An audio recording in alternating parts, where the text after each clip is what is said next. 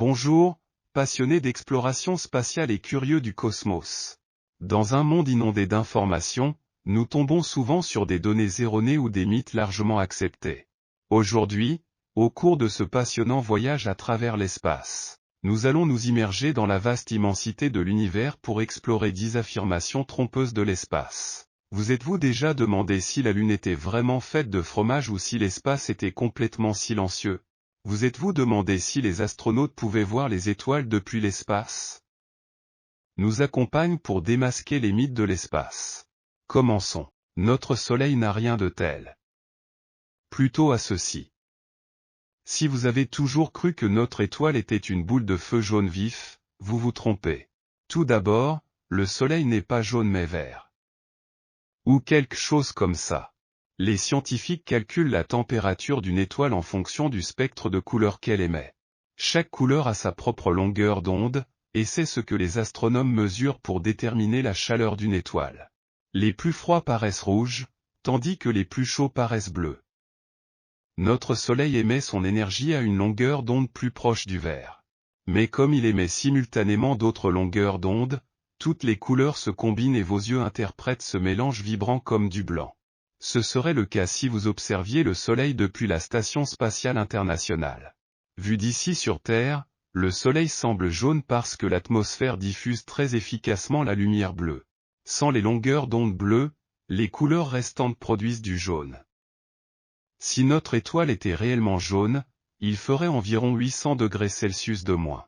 La zone habitable serait plus étroite et la Terre deviendrait une roche morte et froide. Et ce n'est pas la seule chose à laquelle on vous a menti à propos de l'espace. Le Soleil est chaud, mais il ne s'enflamme pas. Le feu est une réaction chimique entre l'oxygène et un combustible. Comme la plupart des étoiles de l'univers, notre Soleil est une boule de gaz géante, principalement composée d'hydrogène et d'hélium. Il n'y a presque pas d'oxygène. Au lieu de cela, il fonctionne davantage comme un énorme réacteur nucléaire, fusionnant constamment des atomes d'hydrogène et créant de l'hélium dans son cœur. Ce processus libère d'énormes quantités d'énergie, ce qui confère au Soleil sa température très élevée. En parlant de mettre le feu, laissez-moi vous parler des explosions dans l'espace. C'est vrai, ils ne sont pas réels. Un vaisseau spatial ne peut pas expulser une violente éruption car il n'y a pas d'air dans le vide de l'espace. Ou plutôt, il n'y a pas d'oxygène. Ce qui veut dire, comme vous le savez, qu'il n'y a pas de feu. Fan de Star Wars, je suis vraiment désolé. Il peut sembler qu'il y a trop d'étoiles dans le ciel nocturne pour qu'on puisse les compter. Mais en réalité, vous pourriez le faire. Cependant, les scientifiques de Harvard ont pris de l'avance. Selon le catalogue Yale Bright Star, 9110 étoiles sont observables à l'œil nu depuis la Terre. Maintenant, essayez de les compter vous-même. Les films nous ont amenés à croire que seul un pilote extrêmement compétent peut traverser la ceinture d'astéroïdes. Ce qui n'est pas vrai. Le ring n'est pas une sorte de parcours d'obstacles mortels. Bien que oui, elle contient des milliards de roches spatiales dont la taille varie de la poussière spatiale à un quart de la taille de la Lune. Environ 100 000 de ces astéroïdes mesurent plus d'1 kilomètre de large, mais ils sont largement répartis dans l'espace. La ceinture d'astéroïdes entre Mars et Jupiter a un diamètre de 225 millions de kilomètres. Cela représente 1,5 fois la distance entre la Terre et le Soleil, ce qui fait que les roches sont à des millions de kilomètres les unes des autres. Il serait presque impossible qu'un vaisseau spatial entre en collision avec l'un d'eux. Si vous étiez lancé depuis la chambre de décompression d'un vaisseau dans l'immensité de l'espace, vous ne vous transformeriez pas immédiatement en glace. La raison en est que pour geler, un transfert de température entre l'espace et votre corps doit se produire. Mais la chaleur et le froid ne se propagent pas très vite dans le vide de l'espace. Votre corps gèlerait, mais cela prendrait des heures. Lorsque cela arrive, vous serez mort pendant longtemps pour une autre raison. Et non, vous n'exploserez pas non plus dans l'espace. Mais vous allez gonfler, car l'azote présent dans votre sang s'agglutinera, vous gonflant jusqu'à doubler votre taille. Cependant, ce n'est pas ce qui va vous tuer. Le manque d'oxygène le fera. Après 15 secondes dans l'espace, votre cerveau ne recevra pas suffisamment d'oxygène du sang et vous perdrez connaissance. 2 minutes après avoir flotté dans l'espace, vos organes s'arrêteront un par un. À un de ces quatre. L'espace semble extrêmement froid, mais ce n'est pas le cas. En réalité, la température n'existe pas. La température est définie comme la vitesse à laquelle les particules se déplacent et la quantité d'énergie qu'elles transportent. Dans le vide de l'espace, aucune particule ne peut se déplacer. L'espace manque donc de température. Bien entendu, l'espace n'est pas un vide absolu. Il contient des particules et des rayonnements qui produisent de la chaleur, et certaines zones de l'espace sont très chaudes, à commencer par celles autour des étoiles. Mais plus on s'en éloigne, plus les particules seront dispersées, ce qui rend ces zones de l'espace extrêmement glacées. Certains nuages de gaz dense peuvent atteindre -263°C. Bien qu'elle soit la planète la plus proche du Soleil, curieusement, elle n'est pas la plus chaude. Même ainsi, cela reste extrême.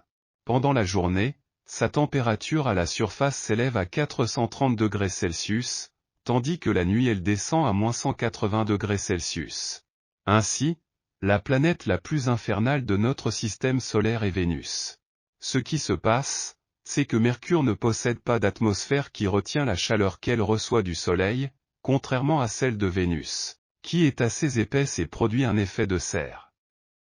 C'est comme notre réchauffement climatique, mais accentué, transformant Vénus en un enfer insupportable avec des températures de surface avoisinant les 475°C.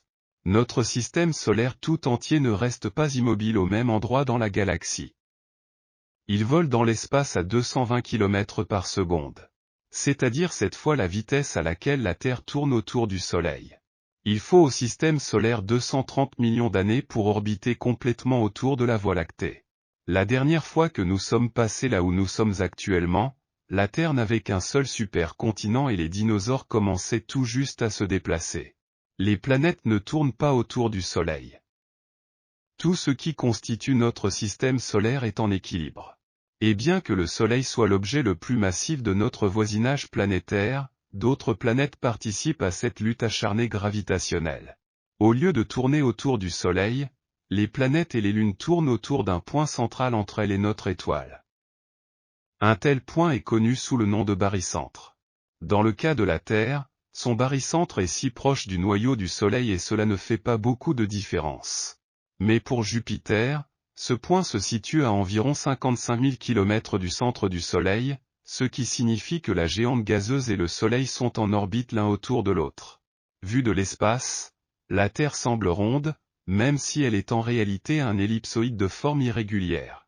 Elle gonfle à l'équateur en raison de la force centrifuge provoquée par la rotation de la planète. En conséquence, la Terre est environ 43 km plus large à l'équateur qu'au pôle. Cela rend la gravité légèrement inférieure dans la partie gonflée, facilitant le lancement de fusées spatiales depuis les régions équatoriales plutôt que près des pôles.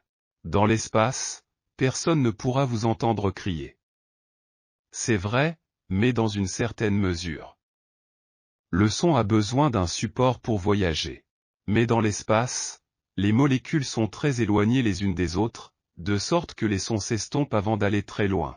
Toutes les catastrophes cosmiques, les supernovas et les trous noirs qui s'écrasent les uns sur les autres se taisent avant que vous puissiez les entendre. Cependant, il existe des endroits dans l'espace contenant suffisamment de particules pour transporter le son, comme le nuage de gaz chaud autour du trou noir au centre de l'amas de galaxies de Persée. L'accumulation de gaz est telle que l'on peut réellement entendre le trou noir. Bien sûr, d'autres planètes font aussi du bruit. Si vous pouviez les entendre, savez-vous à quoi cela ressemblerait?